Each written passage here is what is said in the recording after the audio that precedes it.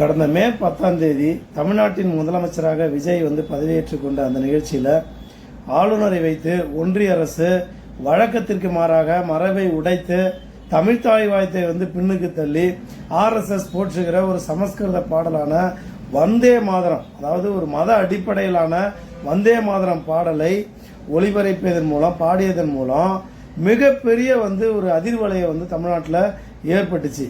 எல்லா கட்சிகளும் பல்வேறு தலைவர்களும் கண்டன குரல் எழுப்பி இதனால அநியாயம், இது தமிழ் தாய்க்கு வாழ்த்துக்கு வந்த சோதனை, ஏன் தமிழ் பின்னுக்கு தள்ளப்பட்டது, RSS உடைய அஜெண்டாவை ஏன் இப்படி இம்ப்ளிமெண்ட் பண்றீங்க அப்படின்னலாம் பல்வேறு தரப்புல இருந்தும் கடுமையான கண்டன குரல் எழுந்ததனுடைய விளைவா அந்த ஷோக்காலி விஜய் அதுக்கு பதில் சொல்லாட்டாலும் கூட ஆதவ அர்ஜுனா ஏதோ ட்விட்டர்ல விளக்கணும் ஒரு வெங்காயத்தை எழுதி தள்ளார். என்னன்னு, இது ஒன்றிய அரசு சுற்றறிக்கை வச்சு அனுப்பியிருக்குது, அதை எங்களால தவிர்க்க முடியல, வேற வழி கிடையாது, அதனால இனி வரும் நிகழ்ச்சிகள்ல நாங்க தமிழ்த்தாய் வாழ்த்துக்கு முன்னுரிமை கொடுப்போம் அப்படின்னு ஒரு விளக்கமாவது வெங்காயமாவது கொடுத்தாப்புல.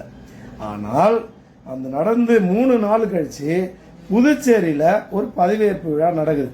ஒரு ரங்கசாமி டபுள் இன்ஜின் ஆட்சி, அவர் டபுள் இன்ஜின் ஆட்சி மறுபடியும் தொடர்ச்சி இருக்கிறார்.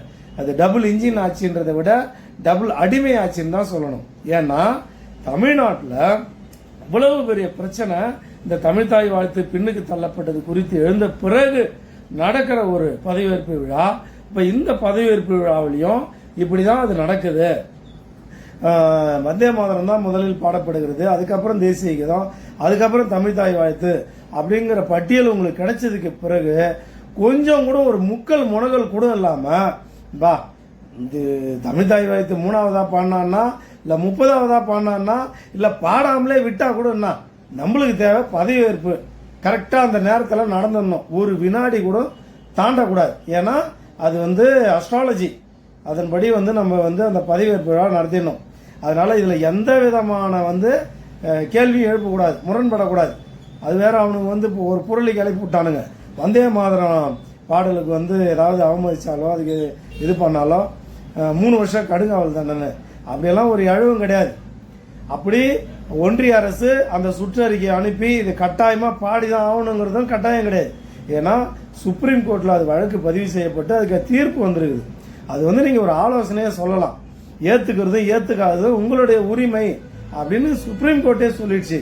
அதன் பிறகும் இந்த ஆளுநரை வைத்து இந்த ஒன்றிய அரசு செய்கிற இந்த அடாவடித்தனத்திற்கு, தமிழை தாய்மொழியை அவமதிக்கிற இந்த விஷயத்துக்கு கொஞ்சம் கூட கேள்வி கேட்காம சூடு சுரணை இல்லாம நம்ம பதவியேற்றுக்கினா போதும் அப்படிங்கிற ஒரு விஷயப்படி முதலமைச்சர் ரங்கசாமி அவர்கள் பதவியேற்றுக் கொண்டார்.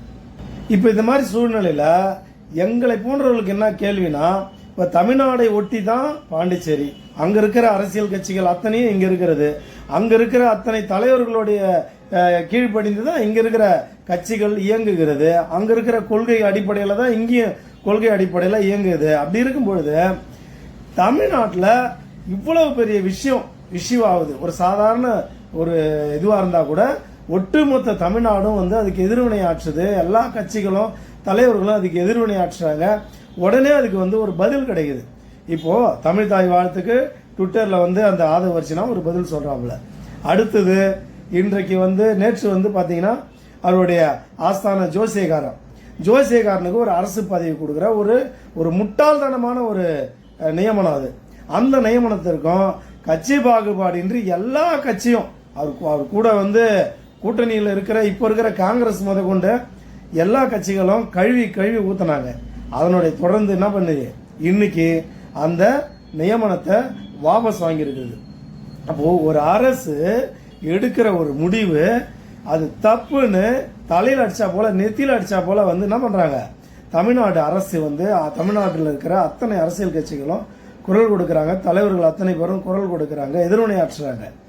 அப்ப ஒட்டி இருக்கிற பாண்டிச்சேரியில் உங்களுடைய கட்சிகளின் அடிப்படை உங்க தலைமையின் கீழ் இயங்குகிற இங்க இருக்கிற மக்கள் தான், தமிழர்கள் தான் இங்கேயும் வாழறாங்க.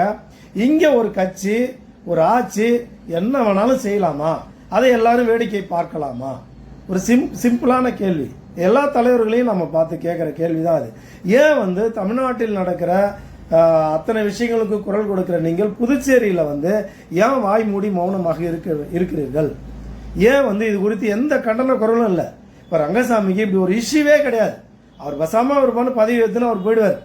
அவரு ஒன்றிய மோடி அரசின் ரப்பர் ஸ்டாம்பாக திரும்பவும் இந்த 5 ஆண்டு கால ஆட்சியை தொடருவார். இப்படி புதுச்சேரியை பற்றி எந்த விதமான கவலையுமின்றி பாராமுகமாக இருந்ததுனாலதான் கடந்த 5 ஆண்டு ஆட்சியில இங்க இருக்கிற அத்தனை அரசு பள்ளிகளும் சிபிஎஸ்சியா மாத்திட்டாங்க.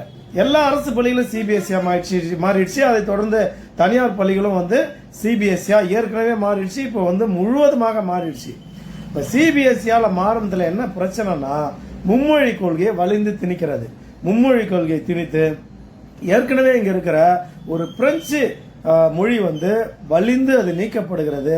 அதற்கு பதிலாக இந்தி திணிக்கப்படுகிறது.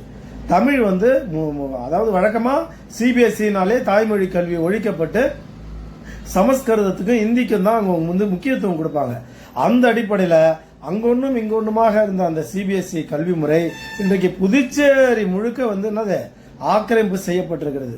அதன் விளைவாக இங்க இருக்கிற மாணவர்களுடைய கல்வி முற்று முழுதாக பாதிக்கப்பட்டிருக்கிறது. உயர்கல்விக்கு செல்லுகிற மாணவர்களுடைய எண்ணிக்கை குறைஞ்சி போச்சு. பள்ளி கல்வியிலே வந்து பாத்தீங்கன்னா இடைநிற்றல் வந்து அதிகமாயிருக்குது. இவ்வளவு குளறுபடியும் வந்து நடந்திருக்கிற இந்த புதுச்சேரியை பற்றி தமிழ்நாட்டு தலைவர்கள், தமிழ்நாட்டு கட்சிகள் ஏன் வந்து பாராமுகமாக இருக்கிறது, ஏன் அலட்சியமா இருக்குது அப்படிங்கிற கவலையும் கேள்வியும் வந்து எங்களுக்கு இருக்கிறது. எனவே மீண்டும் மீண்டும் சொல்கிறோம், எங்கேயோ நடக்குதுன்ற எண்ணத்துல வேணாம். பாண்டிச்சேரி தமிழ்நாட்டின் பக்கத்துல தான் இருக்கிறது.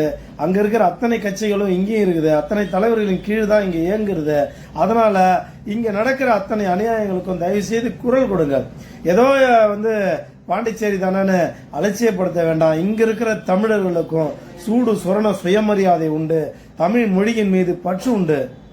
எனவே தயவு செய்து திராவிட கட்சிகள், இடதுசாரி கட்சிகள், விடுதலை சிறுத்தைகள் கட்சிகள், அத்தனை கட்சிகளும் புதுச்சேரி அரசியலின் மீதும் கவனம் செலுத்துங்கள், அக்கறை செலுத்துங்கள். இல்லைன்னா இன்னும் கொஞ்ச நாள்ல முழு காவி பூமியா இது மாறிடும். அதனால அது தமிழ்நாடு, இது பாண்டிச்சேரிங்கிற பாகுபாடு இல்லாம தயவு செய்து, அதுவும் தமிழர் பூமி, இதுவும் தமிழர் பூமி, தயவு செய்து முழுவதுமாக இதை காவிகளிடம் ஒப்படைக்காமல் காப்பாற்ற வேண்டிய பொறுப்பு உங்களுக்கும் இருக்கிறது, எல்லோருக்கும் இருக்கிறது. நன்றி.